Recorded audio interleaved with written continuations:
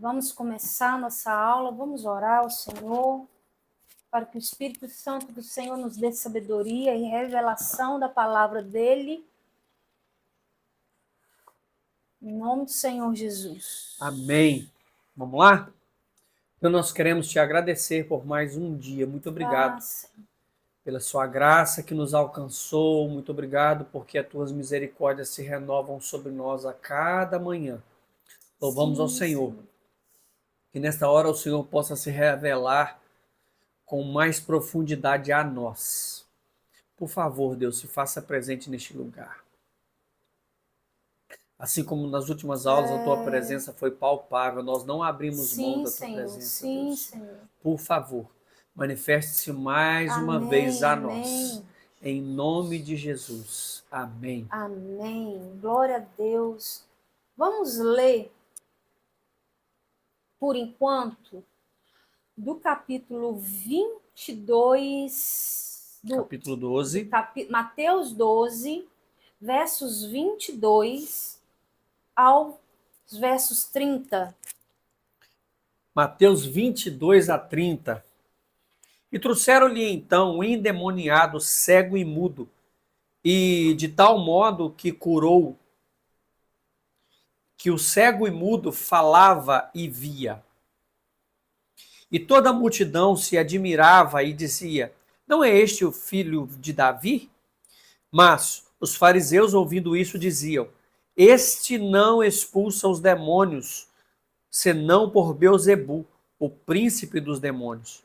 Jesus, porém, conhecendo os seus pensamentos, disse-lhes: todo reino dividido contra si mesmo é devastado, e toda cidade ou casa dividida contra si mesma não subsistirá.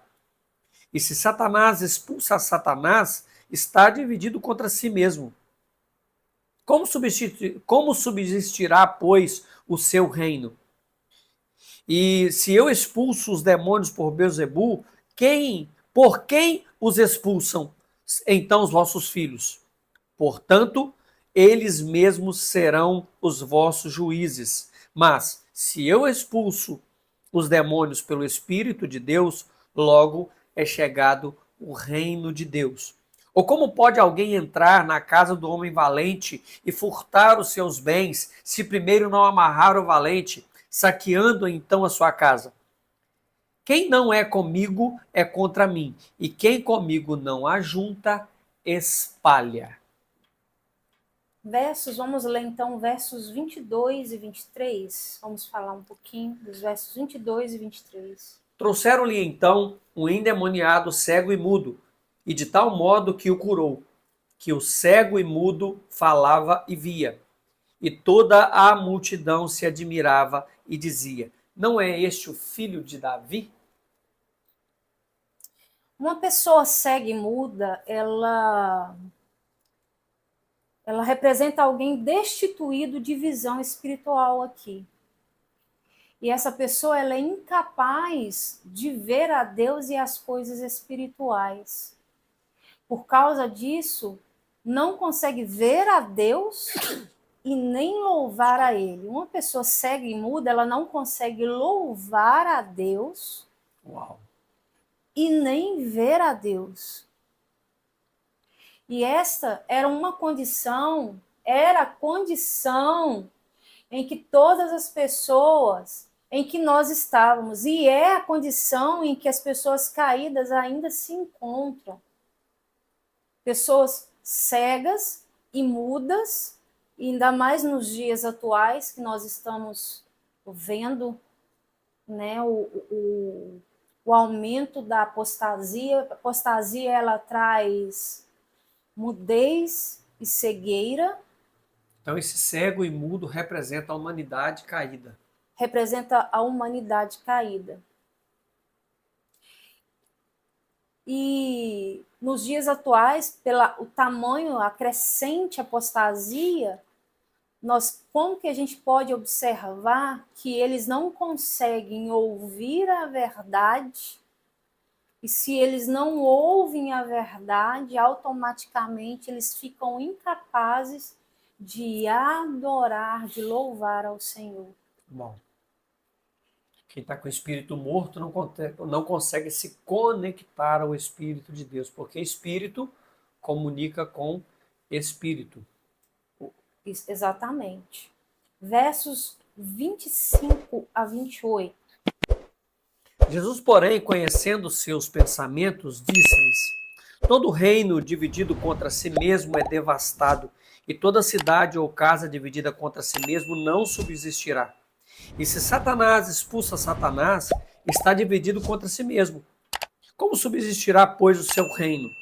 E se eu expulso os demônios por Beelzebu, por quem os expulsam? Então, os vossos filhos. Portanto, eles mesmos serão os vossos juízes. Mas, se eu expulso os demônios pelo Espírito de Deus, logo é chegado o reino de Deus. Ou, como pode alguém... Até o 28, né? Até o 28. Vamos ver aqui que Jesus ele dá uma aula sobre o reino de Satanás. Vamos entender um pouquinho sobre o reino de Satanás aqui.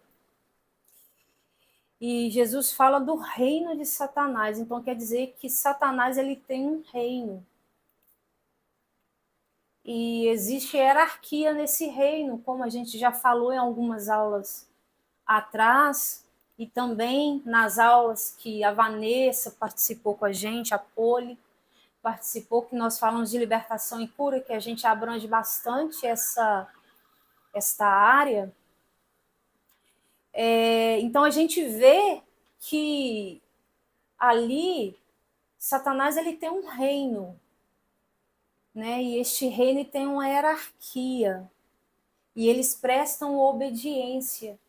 Então, muitas das vezes, nós, voltando aqui para os nossos dias de hoje, a gente não quer que tenha uma hierarquia ou que tenha uma liderança sobre as nossas vidas, acima de nossas vidas, mas a gente tem que entender que o reino de Satanás tem hierarquia e o reino espiritual, o reino de Deus tem hierarquia. E muitas das vezes a gente não quer estar sujeito, né, a hierarquias, a autoridades que foram estabelecidas por Deus a nós.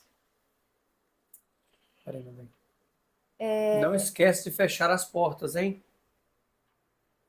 Pode continuar. Vamos ver, Satanás é o próprio príncipe deste mundo. A primeira coisa que a gente precisa entender aqui é que Satanás é o príncipe deste mundo. Abre em João 12:31. João 12:31. João 12:31. Agora é o juízo deste mundo. Agora será expulso o príncipe deste mundo. Uau! Então, quem é o príncipe deste mundo hoje? Satanás. É isso que a Bíblia está dizendo, não é? Pois então. Então, Satanás é o príncipe deste mundo. E o príncipe da autoridade do ar. Vamos ver Efésios 2:2. Ele é o príncipe deste mundo e o príncipe da autoridade do ar. Efésios 2:2. Em outro tempo andáveis, em que noutro tempo andastes segundo o curso deste mundo, segundo o príncipe das potestades do ar, do espírito que agora opera nos filhos da desobediência. Então, os filhos da desobediência. Isso quer dizer que esses filhos, eles são desobedientes porque... E ele opera nesses filhos porque esses filhos quebraram princípios que regem este mundo. Porque Satanás ele só tem autoridade e toma posse de alguém através da legalidade que nós damos a ele. Ou quebra de princípios. Através da quebra de princípios dada por Deus antes da lei de Moisés, principalmente. Ele tem a sua autoridade. Vamos ver Atos 26, 18? Ele tem a sua autoridade. Satanás, ele tem a sua autoridade. Atos 26, verso 18. Vamos lá, povo, abre a Bíblia aí, hein? Atos 26, verso 18. Para lhes abrires os olhos e das trevas os converteres à luz, e o poder de Satanás a Deus, a fim de que recebam a remissão dos pecados e herança entre os que são santificados pela fé em mim. E os seus anjos. Abre Mateus 25, 41. Os anjos de Satanás também têm autoridade. Mateus 25, 41. Mateus 25, verso 41. Então dirá também aos que estiverem à sua esquerda: apartai-vos de mim, malditos, para o fogo eterno, preparado para o diabo e seus anjos. E esses anjos, eles são subordinados como principados, autoridades e dominadores deste mundo tenebroso. Então, nós vemos aqui uma hierarquia. Satanás como príncipe, debaixo dele tem principados, autoridades e dominadores deste mundo tenebroso, que está lá em Efésios 6,12, fala sobre isso. Efésios 6,12. Efésios 6, verso 12. Porque não temos que lutar contra a carne e o sangue, mas sim contra os principados e potestades, contra os príncipes das trevas deste século e contra as hostes espirituais da maldade nos lugares celestiais. Nos lugares celestiais, porque nós já estamos assentados nas regiões celestiais. Uau! Efésios 2 fala claramente sobre isso. Então, a nossa luta, ela não é contra a carne, ela não é contra homens, mas sim contra esses principados, essas autoridades, essas potestades nas regiões celestiais. E de que forma eu travo essa batalha a meu favor? Através do joelho, através da oração. Não tem outra forma. Amém. Bora lá? Espera um minutinho. Vamos abrir em Colossenses 1,13, porque ele tem, Satanás, ele tem o seu próprio reino, o seu próprio império. Colossenses. Verso 1,13. Colossenses 1,13. O qual nos tirou da potestade das trevas e nos transportou para o Filho do seu amor. Então, ele tem o seu próprio reino. Então, vemos que o reino espiritual existe. E existe muito, ele é mais real do que o mundo físico, porque antes que o mundo físico existisse, existia primeiro o mundo espiritual. E tudo que existe neste mundo, ele é a sombra daquilo que existe no espiritual. Então, nós somos regidos neste mundo pelo mundo espiritual. Ou nós escolhemos por quem queremos ser regidos, ou o reino de Deus, ou o reino das trevas. Exatamente.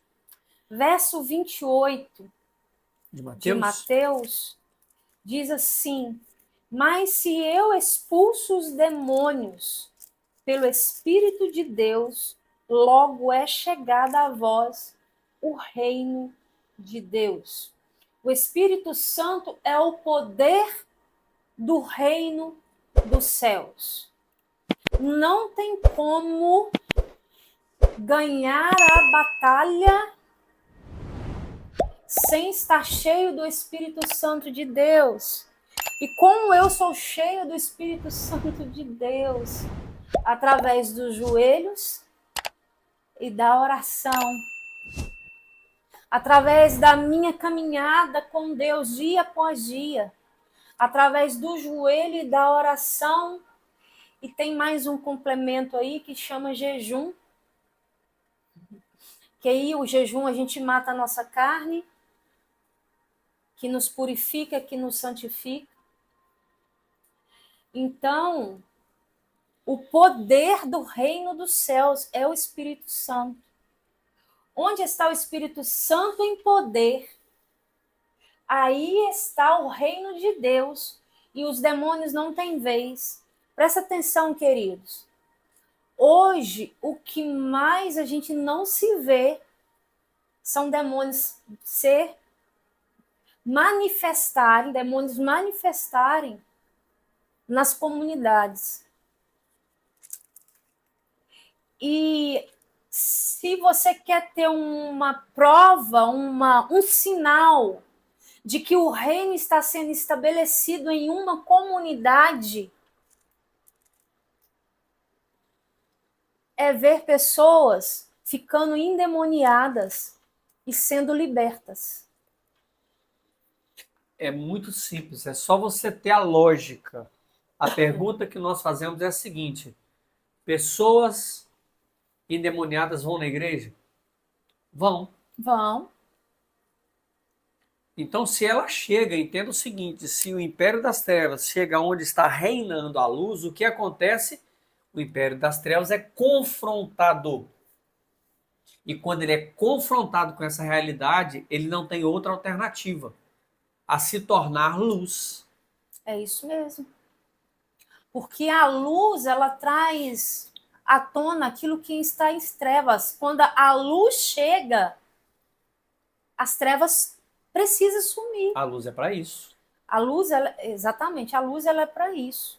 Então, o texto, o versículo aqui, as palavras de Jesus é bem claro, bem clara. Mas se eu expulso os demônios pelo Espírito de Deus, logo é chegado a vós o reino de Deus. Ou seja, é impossível você estar manifestando o reino de Deus sem confrontar as trevas e logo confrontando as trevas, a manifestação de demônios acaba se tornando comum. Sim, e quando se trata de reino de Deus, nós estamos falando da economia. Sim. Da economia de Deus, né? Para quem já está bem por dentro, a Giza, eu vou pedir que você veja a primeira, segunda, até Maratona aí. Maratona aí para você ficar dentro do assunto, para você entender bem o assunto. E a economia de Deus é a dispensação dele. A economia fala de uma administração, um plano de Deus que ele tem. Então, quer dizer que quando um demônio, quando uma pessoa endemoniada é manifestado dentro de uma comunidade, é uma pergunta que eu quero fazer. Se um endemoniado, a pessoa parece endemoniada dentro dessa comunidade, de uma comunidade, então isso quer dizer que essa comunidade ela está verdadeiramente implantando a economia de Deus, ela está verdadeiramente dentro, fazendo a vontade de Deus para aquele determinado lugar?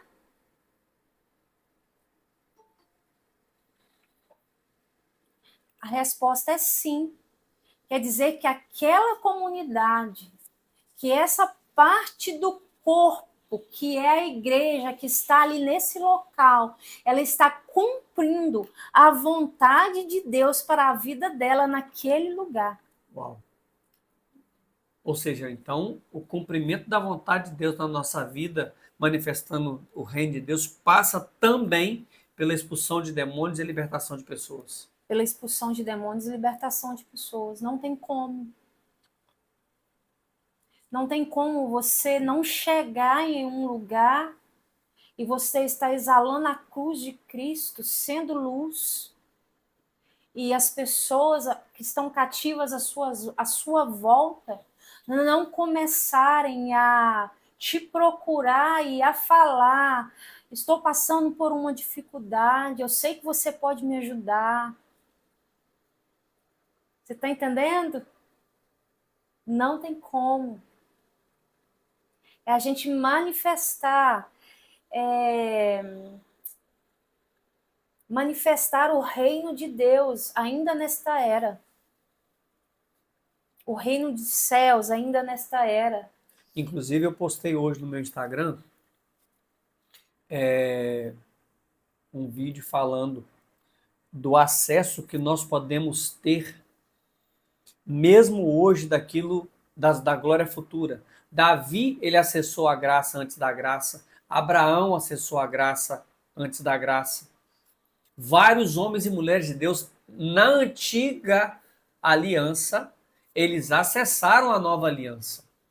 E nós hoje, como implantadores, como homens e mulheres que estamos vivendo e implantando o reino de Deus, nós temos acesso à glória vindoura. É isso mesmo. Porque o governo que foi entregue para nós, infelizmente o mundo está entendendo e está avançando em relação ao governo da terra e nós estamos ficando para trás. Quem é para governar esse mundo são os filhos de Deus. Foi entregue para nós. Porque a natureza, esse gene, clama pela manifestação dos filhos de Deus. E a manifestação dos filhos de Deus é eles governando. Esse é um dos princípios que estão lá antes da lei de Moisés, o homem dominar sobre todas as coisas. Sobre coisas, não sobre homens. Não é sobre pessoas, é sobre coisas. Não é sobre homens, não é manipular, não é dominar homens, mas é dominar coisas. É esse governo. O princípio do governo, o princípio da economia. Economia fala de governo. Economia fala de movimento celestial sobre a terra. Vamos ver o verso 29 e 30? 29, 12, Mateus 12, 29 e 30. Ou como pode alguém entrar na casa do homem valente e furtar os seus bens, se primeiro não amarrar o valente, saqueando então a sua casa?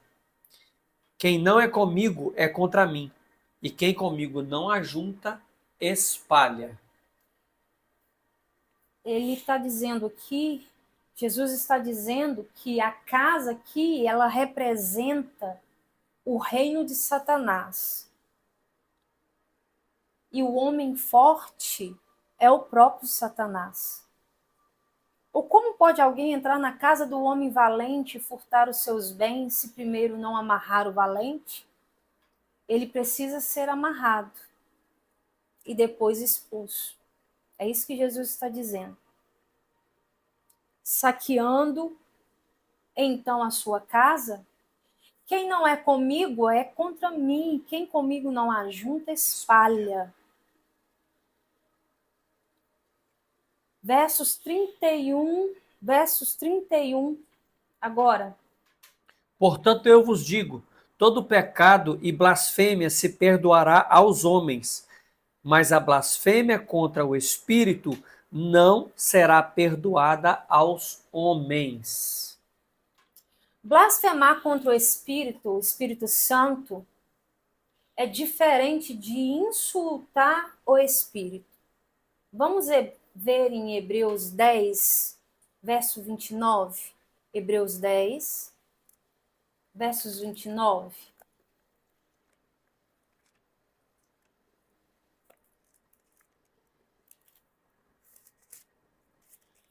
Hebreus 10, 29. De quanto maior castigo cuidais, vos será julgado merecedor aquele que pisar o Filho de Deus e tiver por profano o sangue da aliança com que foi santificado, e se fizer agravo ao Espírito da graça. Mas vale essa ultrajar também, que quer dizer também insultar. Em algumas Bíblias fala insultar o Espírito da graça ou o Espírito Santo. Pode ser essa. 29. Insultou o Espírito da graça. Insultou o Espírito da graça. Então, insultar o Espírito Santo é desobedecê-lo deliberadamente. Aquilo que todo dia ele tem que ficar batendo na porta, pedindo, chamando. E você desobedecer ele. Uau! Insultar o Espírito da graça, o Espírito Santo, é desobedecer e ele batendo a porta e nós fingindo que não estamos escutando. Muitos de nós fazemos isso.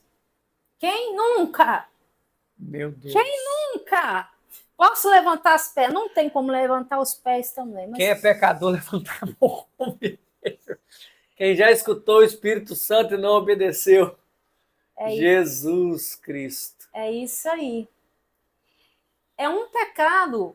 Esse insulto, essa desobediência, ele é um pecado perdoado. Em 1 João 1, verso 7 e verso 9 diz isso. Vamos lá, 1 João 1, verso 7 e 9. Mas se andarmos na luz como ele na luz está, temos comunhão uns com os outros. E o sangue de Jesus Cristo, seu Filho, nos purifica de todo pecado. Se dissermos que não temos pecado, enganamos-nos a nós mesmos e não a verdade em nós. Se confessarmos os nossos pecados, ele é fiel e justo para nos perdoar os pecados e nos purificar de toda injustiça. Carlinhos perguntou ali, Hebreus 10, verso 29, Carlinhos. E se andarmos na luz como ele na luz está, ele é fiel e justo para nos perdoar e purificar de todo o pecado. Se nós confessarmos a ele, pecado perdoado. Certo? Então, esse é um pecado que é perdoado. Agora, blasfemar contra o Espírito Santo é difamá-lo, é diferente. Como os fariseus fizeram aqui no verso 24. Blasfemar contra o Espírito Santo é difamá-lo. Ele atribuiu aquilo que o Espírito Santo estava fazendo ao demônio. Ele atribuiu exatamente a Beelzebul. Guarda isso, gente. Blasfêmia contra o Espírito Santo. Príncipe das trevas. Blasfêmia contra o Espírito Santo é atribuir aquilo que Deus, aquilo que o Espírito Santo está fazendo a demônios. Quando você fala que Deus está fazendo algo, não tem problema nem você falar que é o homem. Se você disser, ó, isso é o homem, isso é carne, tudo bem.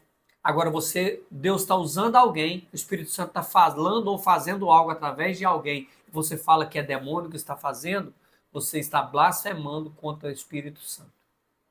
Muito cuidado. Então, é difamá-lo. Era pelo Espírito que Jesus expulsava demônios. Uau. Era pelo Espírito que Jesus expulsava os demônios. Que Jesus expulsava demônios. Mas eles falaram que era por Beelzebul, o príncipe dos demônios, Rassatã. Meu Deus. Isso é blasfêmia.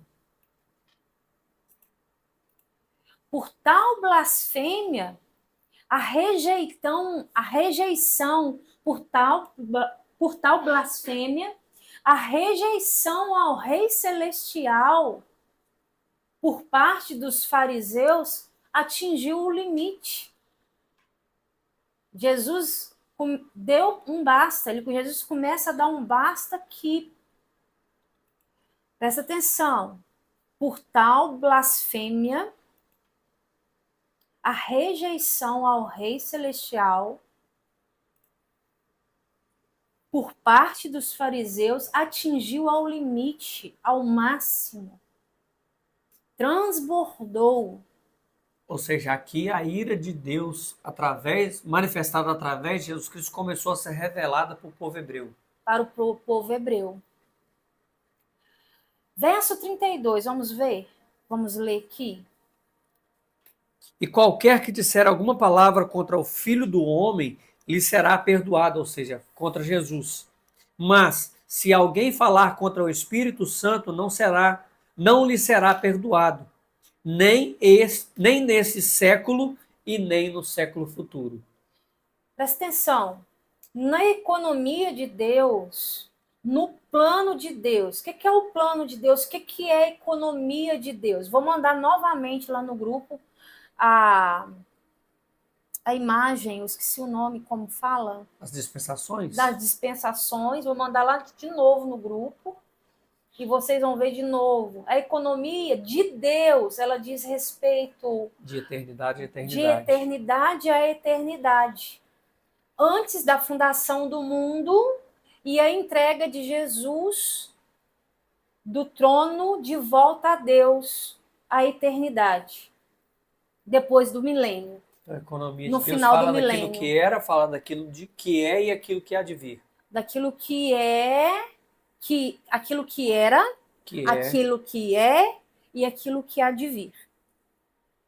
É o plano de Deus, aquilo que ele escreveu a respeito de toda a criação. E quando eu falo de toda a criação, não é só do homem, é dos céus e da terra também.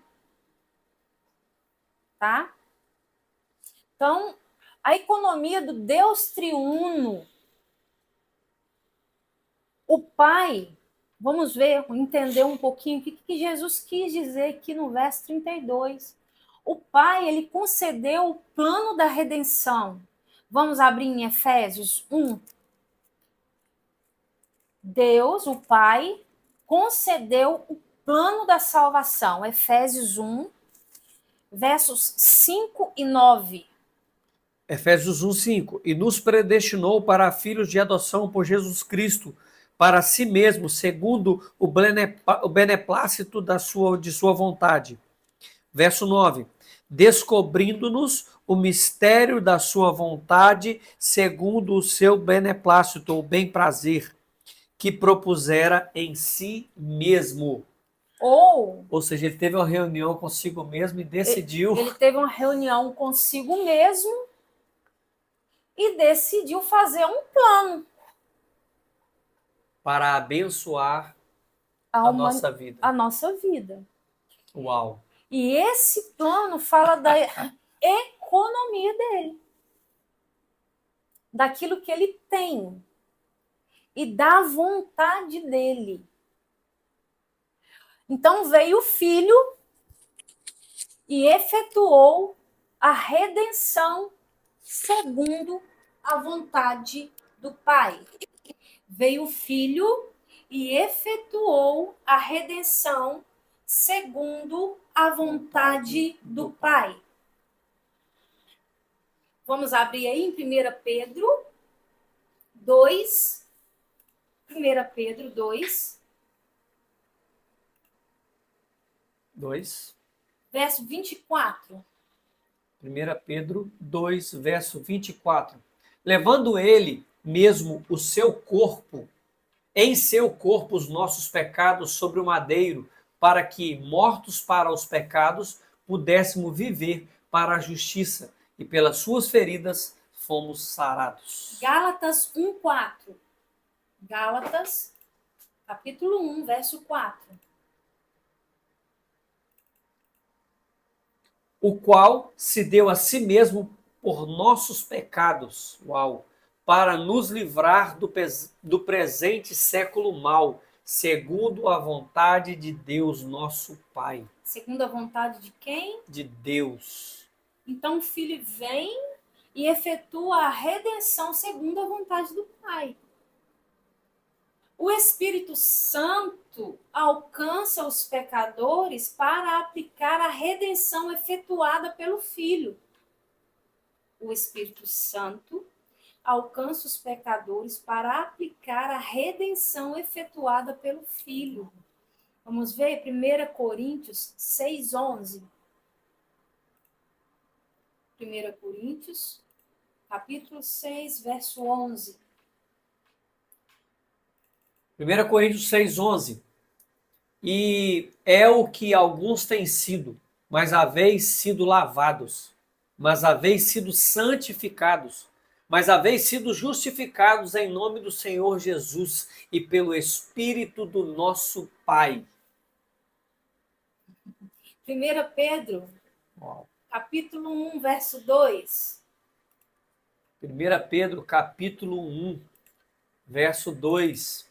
Eleito segundo a presciência de Deus, Pai, em santificação do Espírito, para a obediência e aspersão do sangue de Jesus Cristo, graça e paz vos sejam multiplicadas. Então, o Espírito Santo, ele alcança os pecadores para aplicar a redenção efetuada pelo Filho. Quando um pecador blasfema contra o Filho, como fez Saulo de Tarso,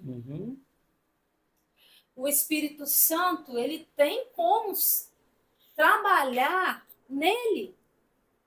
O Espírito Santo, ele vem para fazer com que ele se arrependa para ser perdoado. Vamos ver a experiência de Paulo? 1 Timóteo 1, versos de 13 a 16.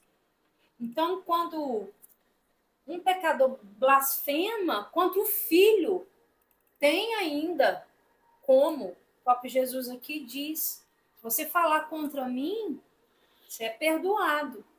Mas se você blasfemar contra o Espírito, não tem como. Vamos ver?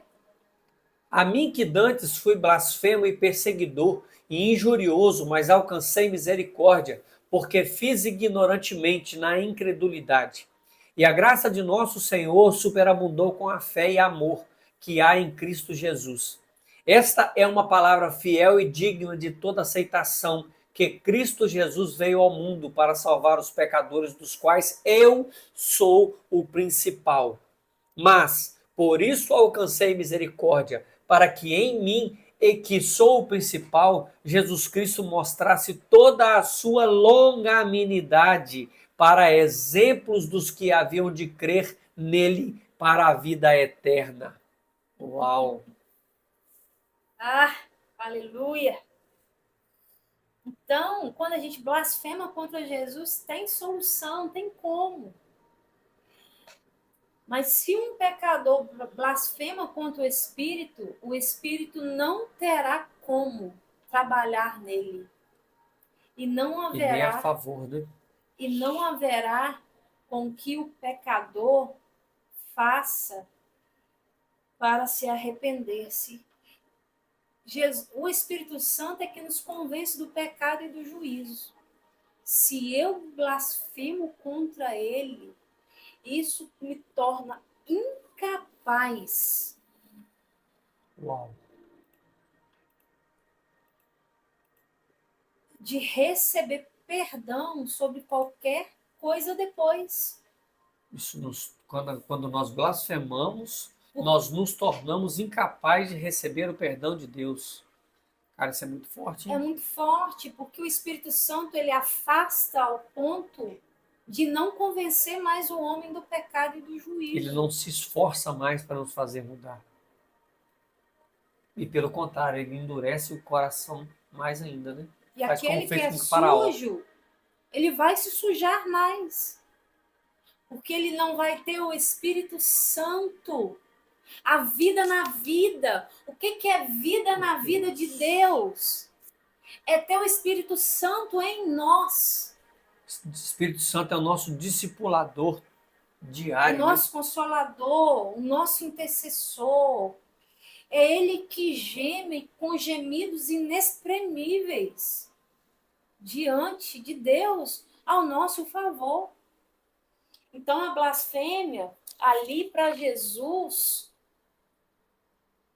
foi a última gota da rejeição dos fariseus contra Jesus. Uau. É impossível a pessoa ser perdoada. nem nesta era, olha o que o texto diz, do verso 32, no finalzinho dele.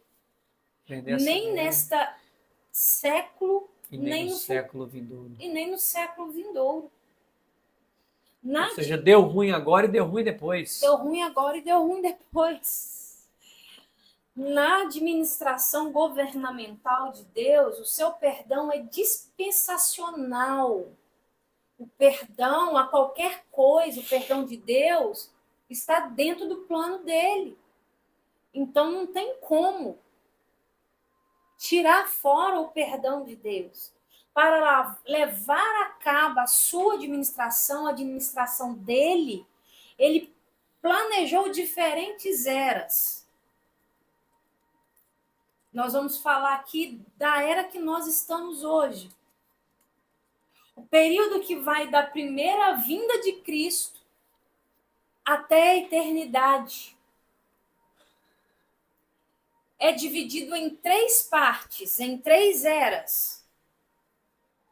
Vamos ver. A primeira parte, a presente era que nós estamos hoje. Desde a primeira vinda de Cristo até a sua segunda vinda. Isso fala da presente era que nós estamos vivendo, desde o nascimento de Cristo até a sua segunda vinda, após tribulação, que desde a sua segunda vinda, que é após a tribulação, a segunda vinda de Cristo, a terra. A segunda era é a era vindoura, que é o milênio, que nós falamos tanto aqui e que Jesus fala tanto no livro de Mateus aqui, que nós temos aprendido sobre o milênio, que ele começa, que é os 1000 anos para restauração e reinado celestial. Ele começa desde a segunda vinda de Cristo até o fim dos 1000 anos, do velho céu e velha terra, que ao fim dos 1000 anos. E a terceira era, que é a era da eternidade, a era eterna, que é do novo céu e nova terra. Uau. Quando Jesus, no final do milênio, entrega novamente o governo para Deus. Aí tem o juízo final, que é Deus que vai governar, que Deus vai julgar. Aí nós entramos nessa terceira era, que é a era da eternidade, onde haverá novo céu e nova terra. Então, o perdão de Deus nesta era é para a salvação, para a era que nós estamos vivendo. O perdão de Deus nesta era é para a salvação eterna dos pecadores. E quando fala eterna, fala do milênio e da era vindoura. E da eternidade. Milênio e a eternidade. O perdão é dado tanto aos pecadores como a crentes. Agora nós estamos falando que o perdão ele é essencial dentro da dispensação de Deus, dentro da economia de Deus. O perdão de Deus na era vindoura diz respeito ao galardão dos crentes. O perdão na era vindoura diz respeito ao galardão dos crentes. Não diz respeito à salvação, diz respeito a galardão. Entenda que galardão é diferente de salvação. Porque quando eu aceito a Cristo, eu estou salvo, ponto final, eu não preciso fazer nada. Salvação é de graça. E pela graça. E pela graça, eu só levanto a minha mão. Mas o reino é tomado à força. Reino fala de galardão. Exatamente. E essa força aqui que nós vamos falar. Se depois de salvo um crente comete pecado, quem nunca? Se depois de salvo um crente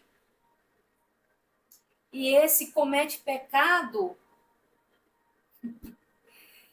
e antes de morrer ou de o Senhor voltar, não efetuar uma clarificação ou por meio de uma confissão E de um retorno, né? e purificação do sangue de Jesus, o pecado não é perdoado nesta era. Porque como nós vimos lá em João 1, capítulo 1, no verso 7 e 9, o pecado ele é confessado, ele é perdoado, o pecado é perdoado quando eu confesso ele. Mas nós precisamos de confessar e deixar. Entenda que pecado confessado é pecado perdoado. Ponto. Mas você precisa não mais pecar. Aquele que confessa e deixa alcança misericórdia. E esse pecado, ele é perdoado, porque aí quando eu confesso, traz uma clarificação, traz uma clareza, eu trago à luz aquilo que estava no escondido. Nós somos justificados, Nós né? somos justificados, somos purificados através dessa confissão. Então, pecado perdoado, amigo, amiga, meus irmãos queridos, é pecado confessado. Pecado confessado é pecado perdoado. Então, se eu não confesso, não há perdão. Não existe perdão. Não existe perdão. Então, precisa confessar. Então, se eu não confesso, esse pecado permanecerá e será julgado no tribunal de Cristo, no início do milênio. E o pior do que isto, quando eu confesso o meu pecado, quando eu não confesso o meu pecado e torno a pecar novamente, ao invés de esse pecado ser perdoado e nós sermos purificados pelo sangue de Cristo, se eu continuo pecando da mesma maneira e pedindo perdão, e pecando e pedindo perdão, esse pecado acaba atraindo a justiça e a ira de Deus contra nós. Nós vamos ver um texto que fala bem, dá uma explicação muito boa sobre isso aqui que nós estamos falando. Então, o pecado ele vai permanecer na pessoa, porque ele não está confessado, e será julgado no tribunal de Cristo. Abre aí 2 Coríntios 5:10. Esse tribunal de Cristo, ele vai acontecer no início do milênio. 2 Coríntios 5:10. Porque todos devemos comparecer ante ao tribunal de Cristo, para que cada um receba segundo o que tiver feito, por meio do corpo, bem ou mal. Estamos vendo? Feito por meio do corpo, bem ou mal. Ou seja, aquilo que você fez de bom para o reino de Deus, você será galardoado. Mas aquilo que você fez de mal, você será punido, disciplinado. Pegou aí, crente? A palavra certa é disciplinado. Nesse caso, o crente não receberá a compensa do reino se tiver feito mal. Isto é, ele não participará com Cristo da glória e do gozo da manifestação do reino dos céus. Será disciplinado para que o pecado seja clarificado e será perdoado na era vindoura, na eternidade. Meu Deus. Vamos ver um texto que diz claramente sobre isso. Vamos lá. Mateus 18. Mateus 18. Mateus 18. Verso 23 a 35. Texto pequeno. Pode ler do verso 21 ao 35. Mateus 18, 21 ao 35. Então Pedro, aproximando-se dele, disse: Senhor, até quantas vezes pecará meu irmão contra mim e eu lhe perdoarei? Até 7? Jesus lhe disse: Não, te digo que até 7, mas 70, não te digo até 7, mas até 70 vezes 7. Por isso, o reino dos céus pode se comparar a um certo rei que quis fazer as contas com seus servos. Por isso, o reino dos céus pode se comparar. O que é o reino dos céus? É o reino de Cristo que estamos vivendo hoje. E quando chegar o milênio, será a manifestação desse reino.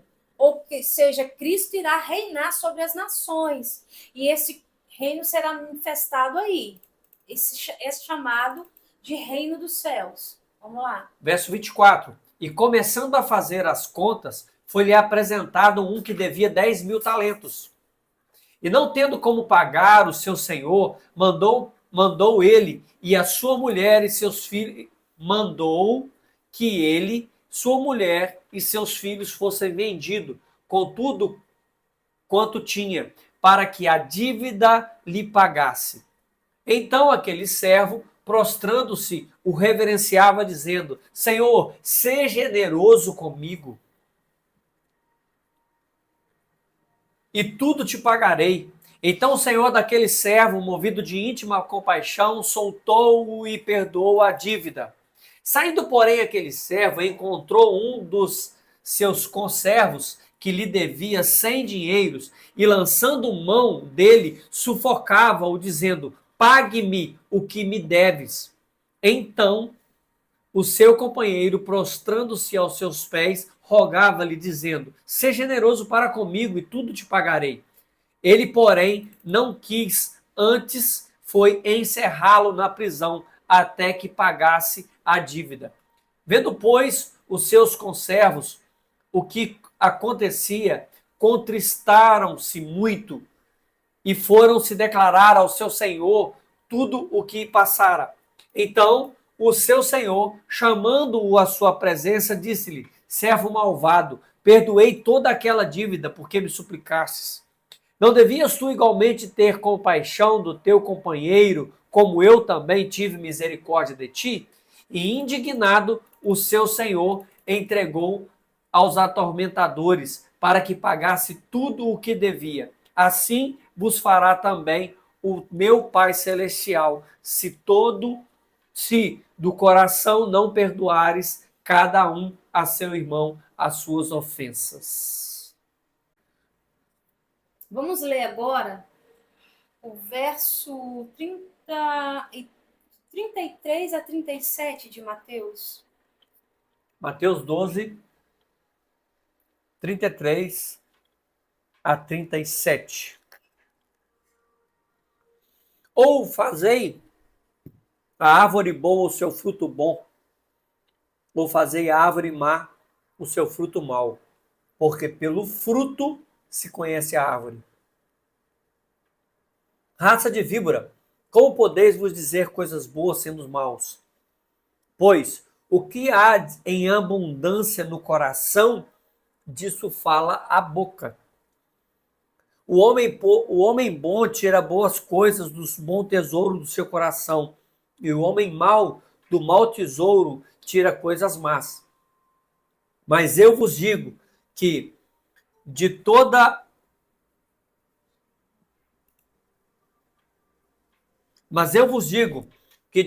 palavra ociosa que os homens disseram, hão de dar conta no dia do juízo, porque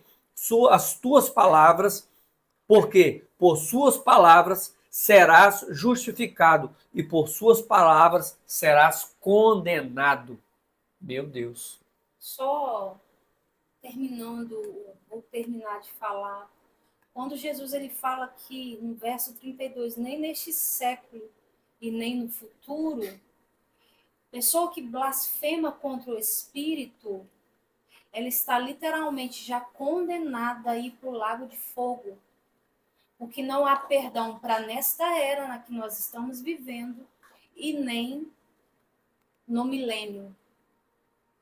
Então, direto para o lago de fogo. Condenação eterna. Condenação eterna. Vamos lá. Nós lemos aqui, Verso 33 verso 33 a a 37. 37. E em algumas Bíblias, a palavra ociosa está como inútil. E a palavra inútil no grego é inativa. Ou seja, é uma palavra que não produz efeito, ela é inoperante, sem função positiva, fútil, infrutífera e estéril. É uma palavra jogada ao vento, jogada ao ar, que de nada vale. A nova versão transformadora fala inútil. Fala inútil.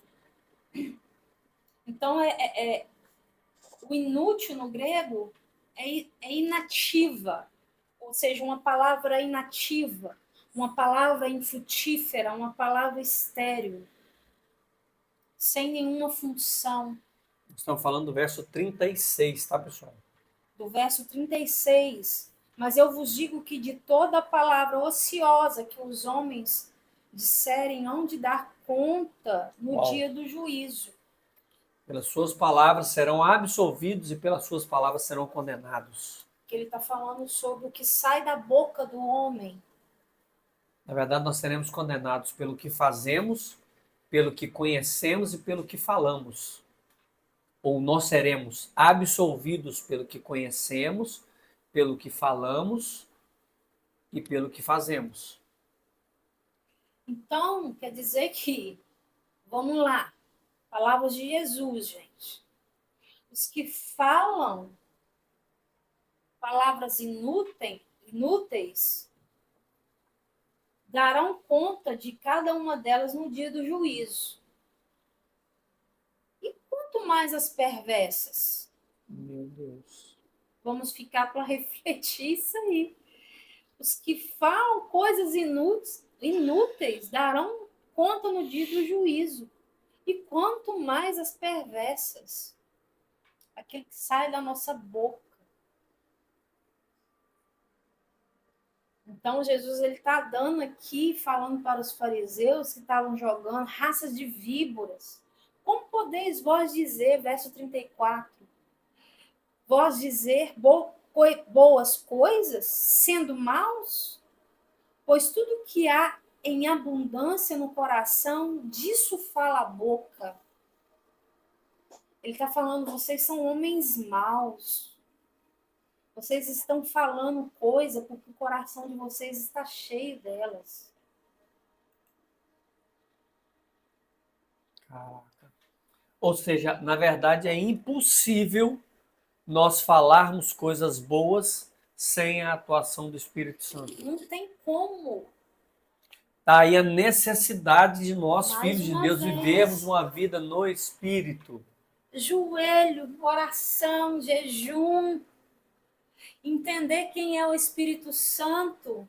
Tá aí mais uma vez a necessidade de trazer o curso Jornada ao Propósito, para entender quem é o Espírito Santo, quem é a pessoa do Espírito Santo, o que ele é, o que ele faz em nós e faz através de nós, faz dentro de nós e faz sobre nós.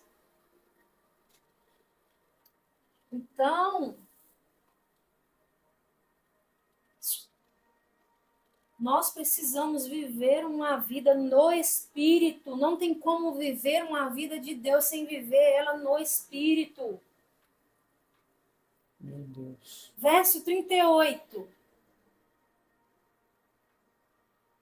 Então alguns dos escribas e dos fariseus responderam dizendo, mestre, quiséramos ver parte algum sinal?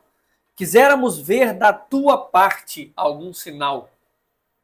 Então, os escribas e os fariseus Pediram a ele um sinal depois de tudo isso. Jesus já estava irado com a situação. A NVT diz o seguinte: mestre, alguns dos mestres da lei, fariseus, vieram a Jesus e disseram: mestre, queremos que nos mostre um sinal da sua autoridade.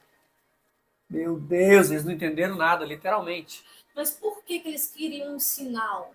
Porque eles andavam debaixo da lei ainda. É impossível ver um sinal. Porque É impossível lá, ver Jesus eu como não, o próprio Deus, né? exatamente, porque eu não vou entrar, porque senão vai demorar muito. Eu ia entrar, mas vai demorar muito, porque eles quiseram lá em Êxodo, verso 19. Êxodo, Êxodo, capítulo 19, ali, Deus quis ter um um relacionamento com ele, eles não relacionamento com o quiseram. povo e eles não quiseram. Eles preferiram escutar a voz de Moisés e falaram com Moisés: Moisés, você pode falar que a gente acredita. Porque lá em Salmos fala que Deus fez conhecer os caminhos dele, o caminho dele a Moisés. E ao povo de Israel apenas os seus feitos. E ao povo de Israel apenas os seus feitos, os seus milagres. Então o que eles queriam era mais um milagre. Porque relacionamento com Deus, lá em Êxodo, capítulo 19, eles não quiseram.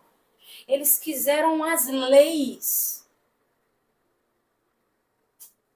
Lá em Jeremias fala que Deus ele queria escrever as suas leis no nosso coração, na tábua do nosso coração. Ali já Deus queria já liberar o Espírito Santo para eles, mas eles não quiseram. Mostrar a graça, eles não quiseram. Ter os princípios de Deus dentro de nós é literalmente ter o Espírito Santo de nós, é essa graça que nós vivemos hoje, mas eles não quiseram. Então, mais uma vez, eles estão pedindo mais um sinal, porque eles estavam acostumados a viver de sinais, não de relacionamento. Ou seja, o desejo de Deus sempre foi relacionar com o povo de Israel. Quando Deus fala depois em Êxodo, olha para você ver a saga de Deus em busca de relacionamento com o homem. Em Hebreus capítulo 25, se não me falha a memória, 24, logo depois do 19, mais para frente, Deus começa a falar com Moisés, quando o povo sai e vai para o deserto, Deus fala com ele assim: construa um tabernáculo, porque eu quero habitar no meio desse povo.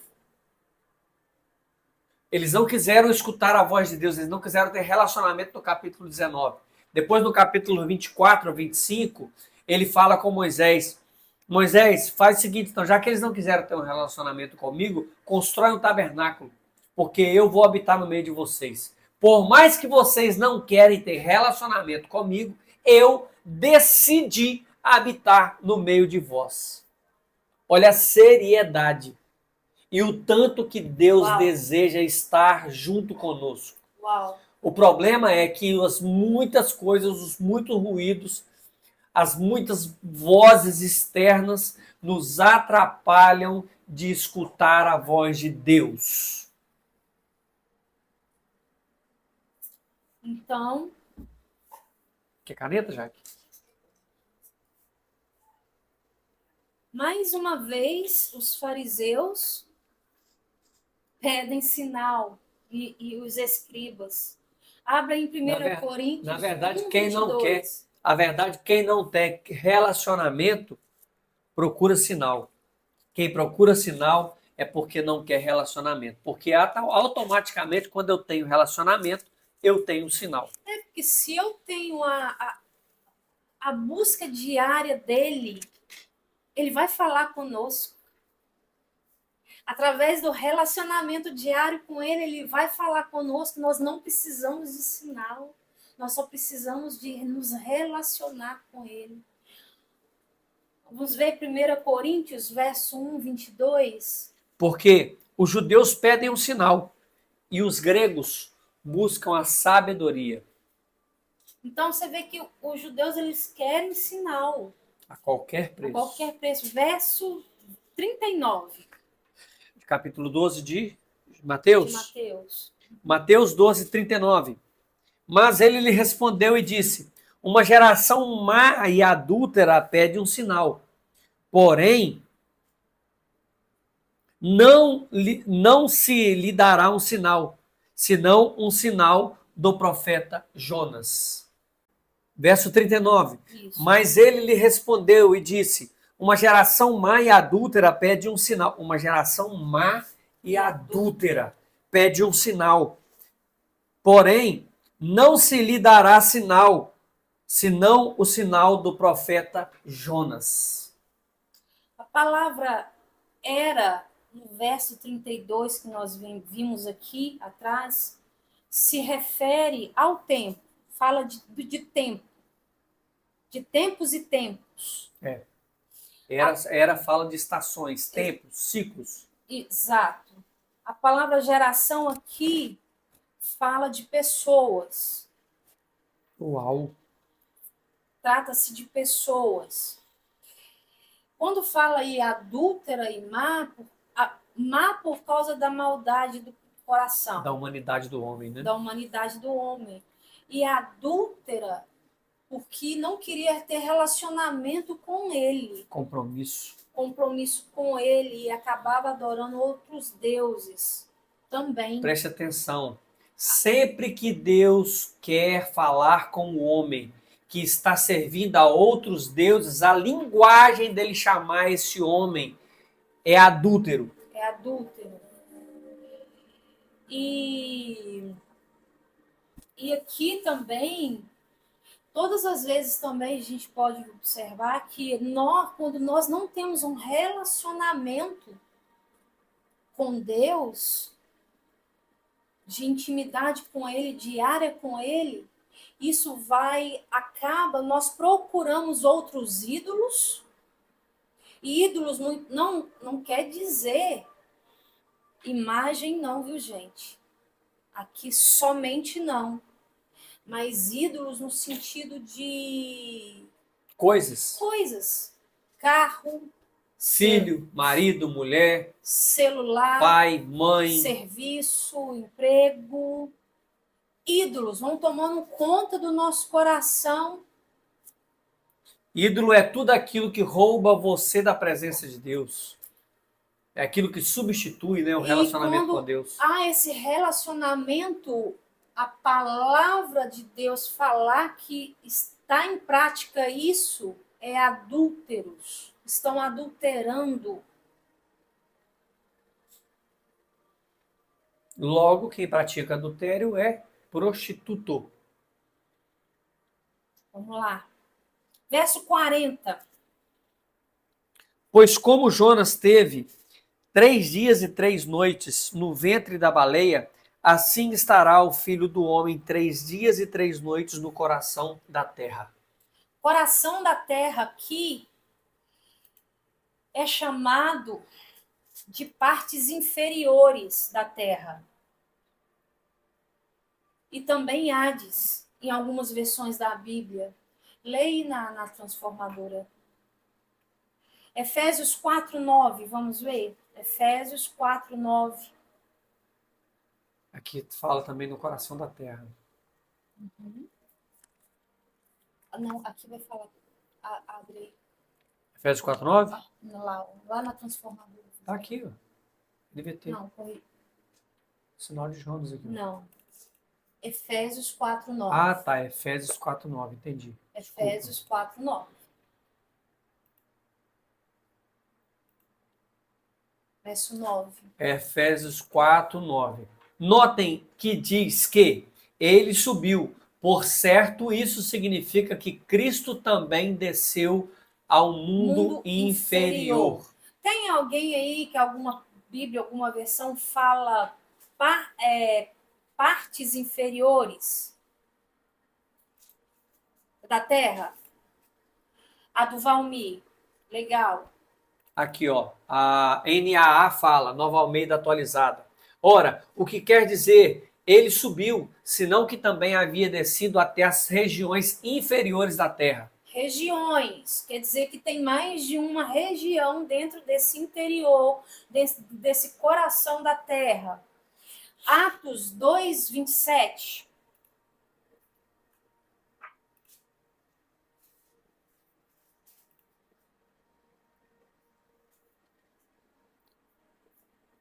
Atos 2:27.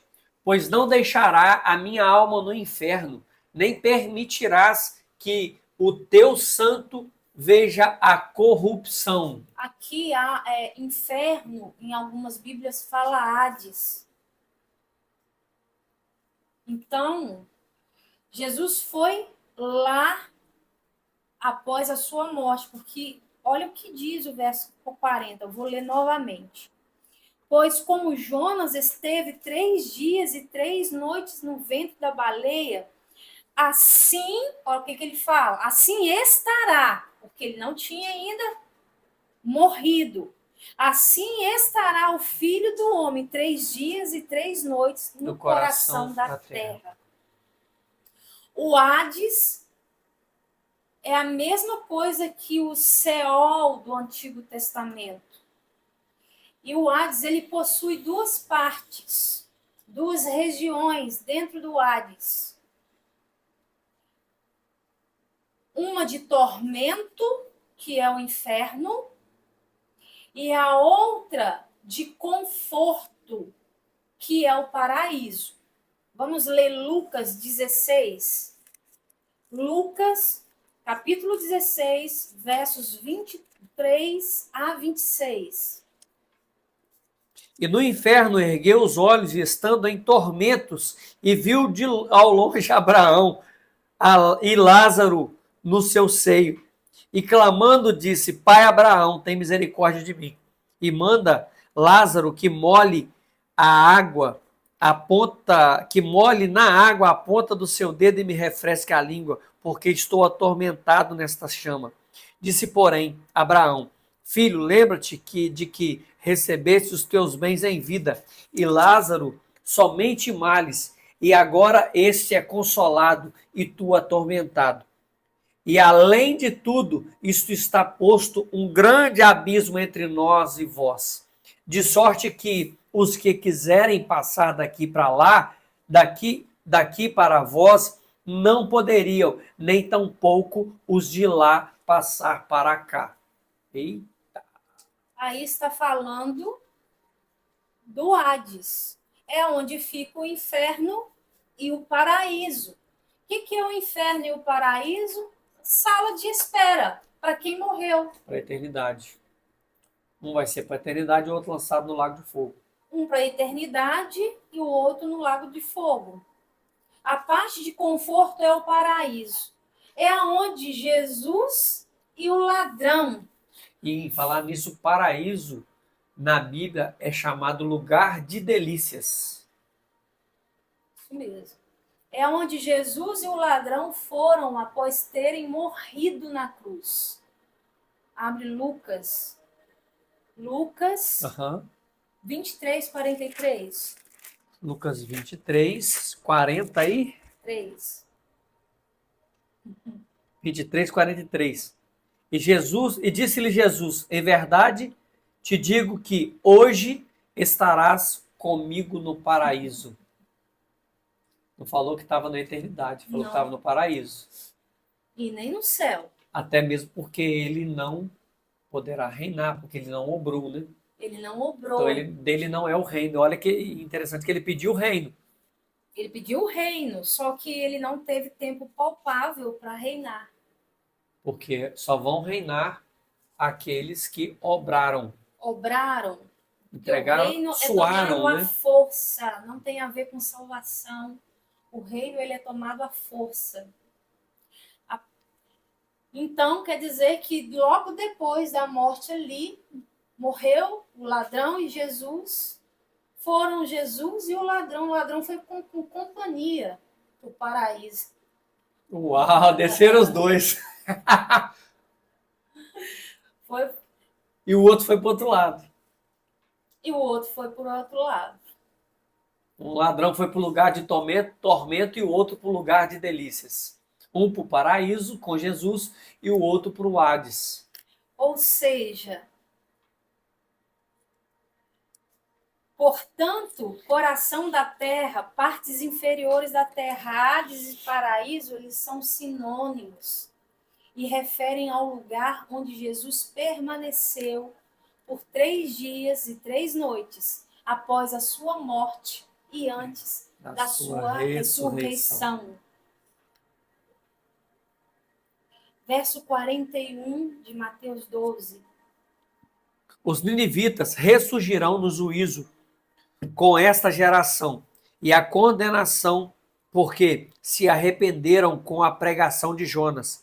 E eis que está aqui quem é maior do que Jonas. Não vou falar, eu tenho os textos aqui falando sobre Jonas, mas nós não vamos abrir o texto, senão nós vamos prolongar mais Depois aqui. manda no grupo lá. Depois eu mando no grupo. Então aqui Jesus está dizendo, maior aqui não quer dizer de tamanho, mas sim de qualidade. De autoridade, né? De autoridade. O profeta Jonas, ele foi colocado no ventre do grande peixe e ficou por 3 dias. Ele saiu e se tornou um sinal para aquela geração. Ou seja, Jesus estava falando que o sinal que eles teriam era somente o sinal de Jonas. Vamos ver qual foi o sinal de Jonas? Porque Jonas, ele foi uma prefiguração de Cristo. Explica para o povo o que é uma prefiguração, João. Prefiguração, na Bíblia, na teologia, tem algo chamado tipo e antitipo. Antitipo é aquilo que vem antes do tipo. Tá? Então, Adão, por exemplo, é um antitipo de Cristo. Ou seja, Adão é um tipo de Cristo, quer dizer, tipo e antitipo. Então, a prefiguração também fala disso. Tipologia não apenas fala de pessoas, mas tipologias também fala de coisa. E prefiguração fala apenas de pessoas. Tá? Então, Adão foi uma prefiguração de Cristo, ou um tipo de Cristo. Tá? E Jonas aqui também foi uma prefiguração ou um tipo de Cristo, porque assim como Jonas ficou 3 dias dentro de um grande peixe, Jesus ficou 3 dias debaixo da terra. E Adão, ele foi uma prefiguração porque quando ele morre ali para nascer a mulher dele. Segura essa aí, irmão. Para nascer a mulher dele, assim Jesus morre. E do mesmo lado que foi arrancada a mulher, nasceu a igreja. Assim como Adão teve que ser cortado no seu lado, Direito, no seu lado direito, para que nascesse debaixo da costela. Exatamente, para que nascesse Eva, Jesus Cristo recebeu a lança e foi cortado também à sua direita, para que dele nascesse a igreja. A noiva de Adão era Eva, a noiva de Cristo é a igreja de Cristo. Pegou aí? E saiu água e sangue. A Bíblia diz que saiu água e sangue. O sangue diz respeito a Cristo e a água diz respeito ao Espírito Santo. Ou seja, as duas coisas que é importante para que o homem tenha vida. Então, Jonas, ele foi uma prefiguração de Cristo. E essa prefiguração, ela diz que Jonas se voltaria de Israel para os gentios. E Jonas não queria fazer isso, de acordo com a história. E seria sepultado no coração da terra por 3 dias. Jonas foi sepultado no dentro do peixe durante 3 dias. E em seguida ressuscitaria para tornar-se um sinal para essa geração. Sinal este que é a salvação. Ou seja, Jonas, ele voltaria de Israel, ele saiu de Israel para os gentios.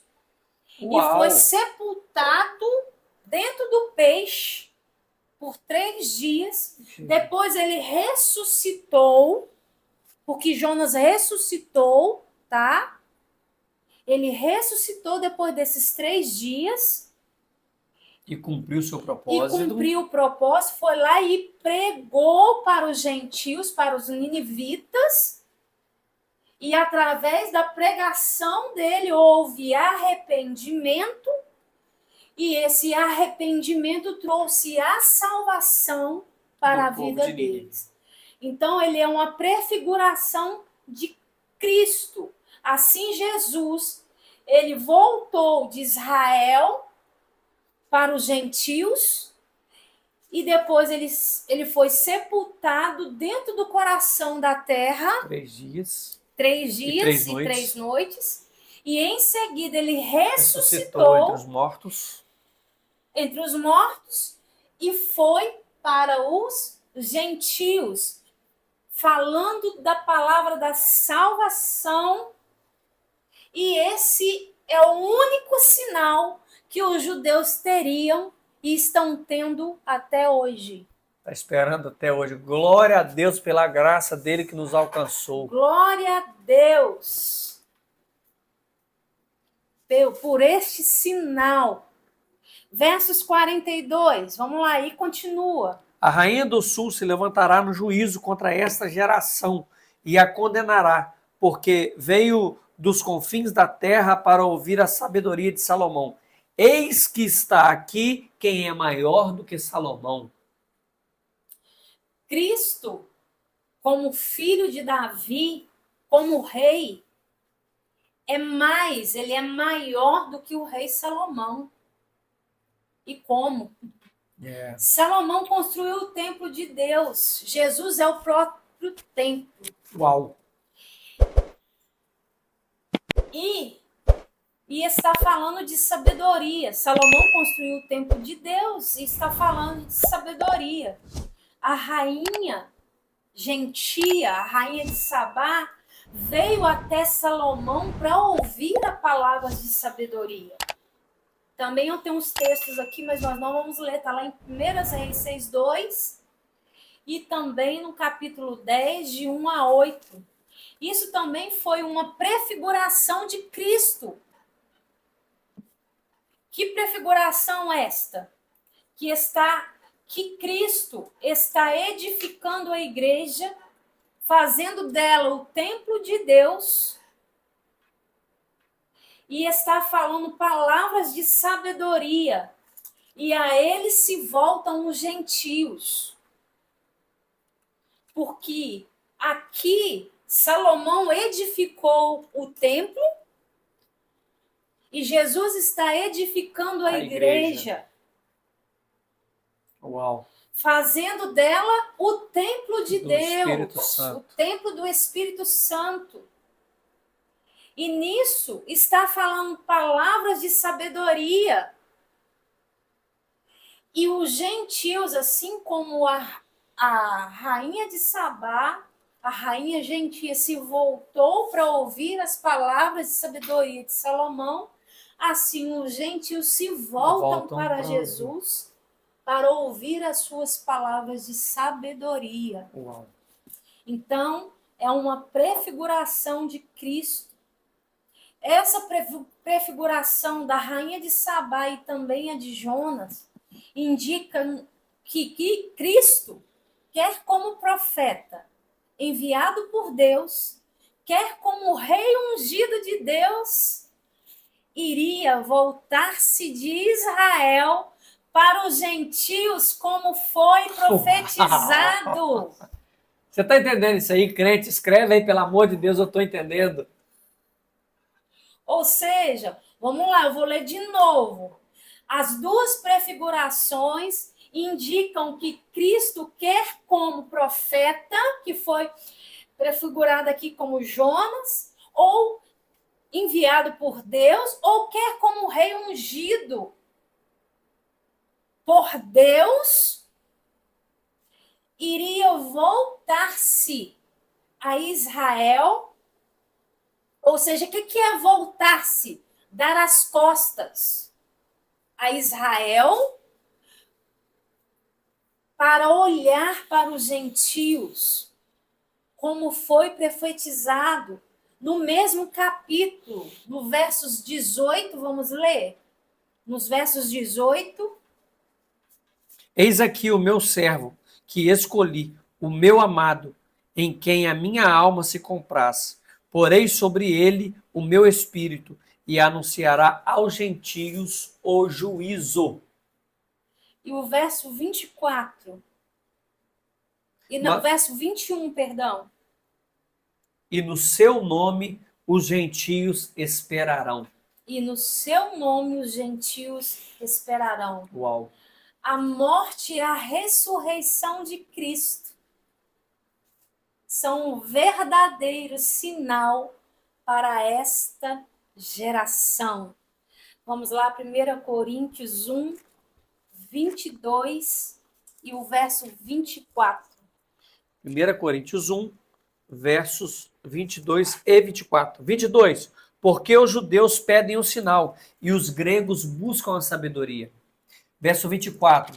Mas os que são chamados, tanto judeus como gregos, lhe pregamos a Cristo, poder de Deus e sabedoria de Deus. Uau! Repete. Vamos lá no 22 de novo. Os judeus buscam sinal, ou seja, poder, e os gregos buscam sabedoria.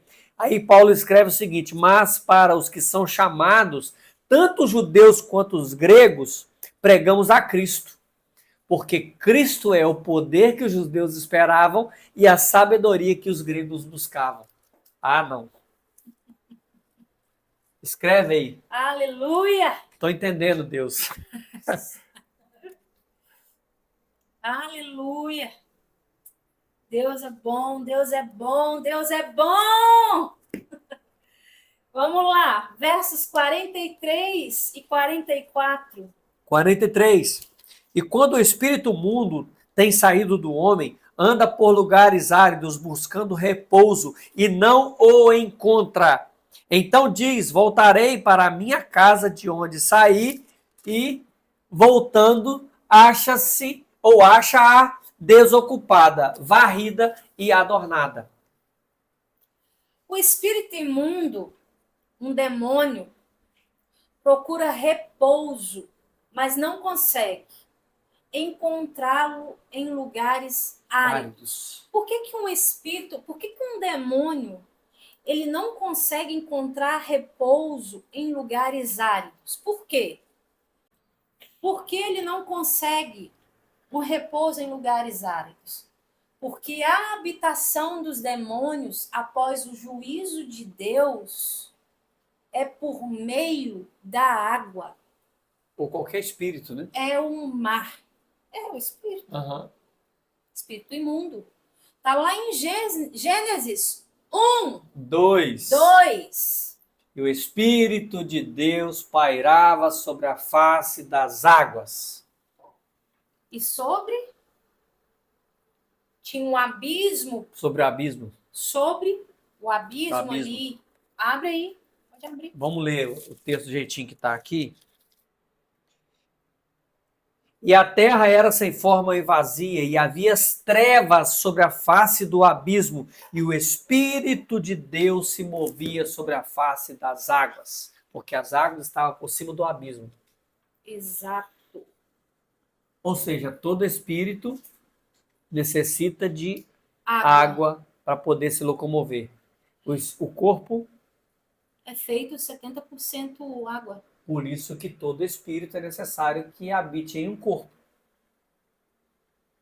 Lembra de quando aquele gadareno foi expulso o demônio do gadareno? Para onde os demônios foram? Na aula. Lembra da aula que nós falamos isso? Uhum. Os demônios falaram assim: deixa que a gente entra naqueles porcos ali. Os demônios entraram nos porcos, os porcos saltaram aonde? No mar. No mar. Visto que um demônio não consegue achar descanso em lugares áridos, ele volta para o corpo humano que possuía 75% no mínimo de água. E volta a habitar ali. Os versos 43 e 44 é a continuação do verso 22. Vamos ler de novo o verso 22 e depois o 43 e o 44. Presta atenção nisso, crente. Trouxeram-lhe então um endemoniado cego e mudo, de tal modo que o curou. E o cego e o mudo falava e via. E quando o espírito imundo, saído do homem, anda por lugares áridos, buscando repouso, não encontra. Então diz, voltarei para minha casa. Qual casa? Ele estava se referindo aqui à casa do cego, surdo e mudo. De onde saí, e voltando, acha-a desocupada, varrida e adornada. Então, eles são a continuação do verso 22. Entre esses versículos há um relato de como os judeus rejeitaram a Cristo e como Cristo os abandonou. Diz a Poliana que deu tela azul na cabeça dela lá. Deu tela azul? Vamos lá. Vamos continuar, que vocês vão entender, porque está dentro do contexto aqui. Vamos lá que a gente tem que terminar o capítulo 12 hoje. Vambora que falta só 6 versículos. Vamos embora. Ajuda nós aí. Vamos embora. Depois é uma pergunta. Se eu souber responder... Vai lá. Vamos lá.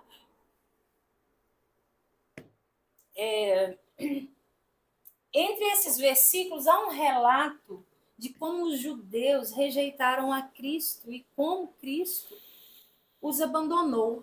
Meu Deus. O Senhor comparou a geração dos judeus que o rejeitavam a um endemoniado. Meu Jesus. Você pensa Jesus comparar um judeu com um endemoniado. Que forte isso. Aos olhos do Senhor, os judeus que o rejeitaram eram semelhantes a um endemoniado. Vocês estão entendendo? E quando ele fala que o rejeitaram, o ápice para Jesus abandonar eles foi eles rejeitarem e blasfemarem o Espírito Santo. Os sinais de Jonas, os sinais de Jonas e de Salomão indicavam que os gentios iriam se arrepender. É isso que o texto está dizendo. Os sinais de Jonas e de Salomão diz respeito que os gentios iriam se arrepender. Mas no caso do endemoniado, indicava que os judeus que o rejeitavam não queriam arrepender-se. Meu Deus. É isso que o texto aqui está dizendo. Coração duro. Coração duro. Presta atenção, irmãos. Nós estamos fazendo devocional juntos. E hoje de manhã, pensa o tanto que eu apanhei. Presta atenção nisto. O nosso coração pode ser de pedra, ou o nosso coração pode ser quebrado pelo Espírito Santo, ou ele pode ser derretido. Nós lemos hoje um livro, nós estamos lendo um livro, e ele fala sobre o derretimento do Espírito dos Santos. Quando nós não obedecemos à voz do Espírito, o Espírito Santo vem e quebra o nosso coração, porque o nosso coração é de pedra. Mas o nosso coração pode ser derretido pelo Espírito Santo se ele não for de pedra. Isso é muito sério. O coração de pedra, ele sofre sanções por não ser maleável, por não estar exposto ao trabalhar do Espírito. E o povo de Israel, nesse tempo, por estar com o coração endurecido como o coração de pedra, perdeu tudo aquilo que Jesus tinha para eles. Vamos lá. Engole aí. Porque nós engolimos hoje de manhã. Deus. Nós já engolimos, gente. Pode ficar em paz, Tô tá? tentando digerir ainda. Pode ficar em paz. Nós já apanhamos até.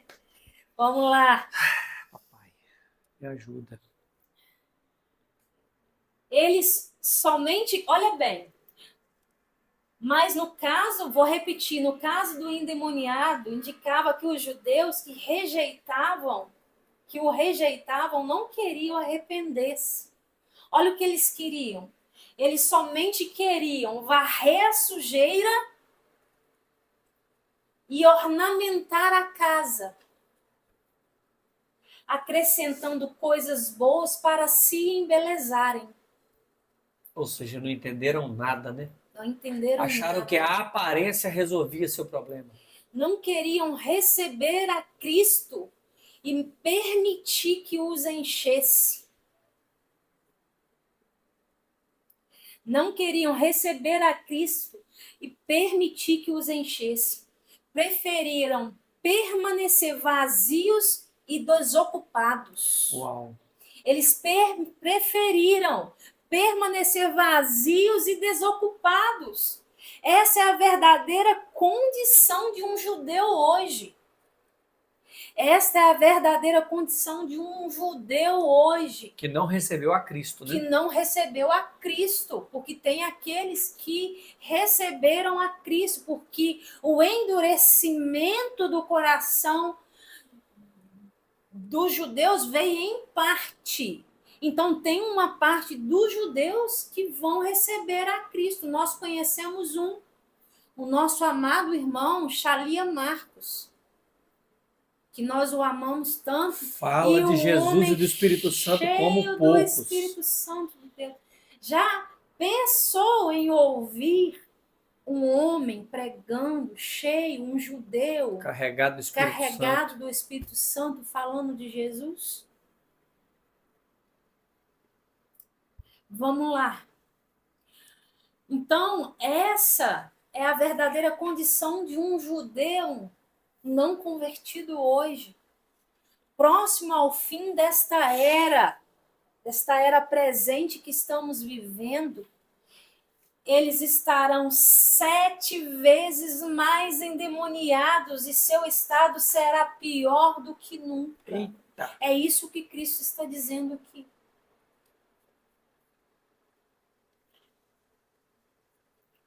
Vamos ver qual foi o ápice, né? Que Jesus abandonou. Vamos terminar aqui. E eu vou ler rapidinho. Vamos lá. Leia dos versos 46 ao 48. E falando ele ainda às multidões, à multidão, eis que estava fora a sua mãe e seus irmãos, pretendendo falar-lhe, e disse-lhe alguém: eis que estão ali fora sua mãe e seus irmãos, que querem falar-te. Ele, porém, respondendo, disse ao que falara: quem é minha mãe? Quem é meus irmãos? E, estendendo a sua mão para os seus discípulos, disse: eis aqui minha mãe e meus irmãos. Olha bem, isso indica, esse texto aqui está indicando que o Rei Celestial abandonou o seu relacionamento com os judeus na esfera da carne. O que Jesus quis dizer aqui foi literalmente: eu não faço mais parte desse mundo e não tenho mais comunhão com o povo que eu vim, para o povo que eu vim primeiramente. Primeiramente, eu vou abandoná-los por um tempo. Isso aqui indica que o Rei Celestial abandonou seu relacionamento com os judeus na esfera da carne. E ele mostrou isso falando dos seus parentes. Neste capítulo, a rejeição a Cristo, que é o capítulo 12, a rejeição a Cristo por parte dos judeus atingiu seu limite. Vocês estão entendendo? Atingiu o seu limite. Isso levou Cristo a abandoná-los por completo. Aqui se iniciou o rompimento entre eles e Cristo. E eles foram separados de Cristo. Vamos ler Romanos. Romanos? Capítulo 11, verso 17. Romanos 11, 17. E se alguns ramos foram quebrados, e tu sendo zambujeiro, fostes enxertado em lugar deles, e feitos participantes da raiz e da seiva da oliveira. Agora lê o verso 19 e 20. Não te glorieis contra os ramos e contra ele se gloriais. Não és tu que sustenta a raiz, mas a raiz que sustenta a ti. 19. Isso. Dirá, pois, os ramos foram quebrados para que eu fosse enxertado. 20. Está bem, sua incredulidade foram quebrados. Pela sua incredulidade foram quebrados. E tu estás em pé pela fé. Então não te ensoberbeças, mas teme. Então, Uau! tudo que nós estamos aprendendo aqui não é para a gente bater no peito e falar assim, cara, olha, Jesus abandonou os judeus e tá. Não, não é isso.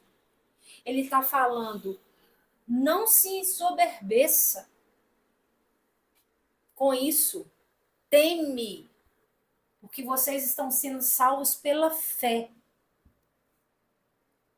A grande tribulação vai acontecer para que haja conversão em massa dos judeus. É o que eu ia dizer agora. Se a gente está achando que Deus abandonou de fato os judeus, em hipótese alguma, até mesmo porque a grande tribulação será só por causa deles. Só por causa deles. E o resto do mundo vai sofrer também. Mas a tribulação, a grande tribulação é justamente para que eles se convertam em massa, para eles reconhecer que o Jesus que veio há 2000 anos atrás é verdadeiramente o Messias, o Cristo. E, na verdade, alguns já estão entendendo isso, né? Inclusive, há algum tempo atrás, eles queriam fazer um julgamento fictício de Jesus novamente em Israel, para poder reconhecer que o Jesus que veio lá atrás é o Jesus que é o rei dos judeus. Exatamente. Então, nós não precisamos ser orgulhosos de bater no peito e falar, não, nós precisamos amar os judeus. Dar graças a... Eu abraço Xalia Marcos, gente, vocês não têm noção. Eu agradeço. Eu vou dar um beijo nos judeus, porque através do endurecimento do coração deles que a porta se abriu para a graça. Pensa se eles aceitam Cristo ali, nós estávamos lascados. Já era para nós. Então, graças a Deus. Bye, lago de fogo para nós. Bye, tchau. Então, vamos lá. Voltando aqui, o verso agora, os dois últimos versos, 49 e 50. E estendendo a sua mão para os seus discípulos, disse, eis aqui a minha mãe e os meus irmãos, porque qualquer que fizer a vontade do meu Pai, que está no céu, este é meu irmão, minha irmã e minha mãe. Após o rompimento com os judeus, Cristo voltou-se para os gentios. Ah, gente, eu estou aqui cheia do Espírito Santo. Obrigada, Senhor. Muito obrigado. Muito obrigado, o Senhor é bom. Após o rompimento com os judeus, Cristo voltou-se para os gentios. Daí em diante, o seu relacionamento com seus seguidores não foi mais na esfera da carne, e sim na esfera do Espírito. Uau!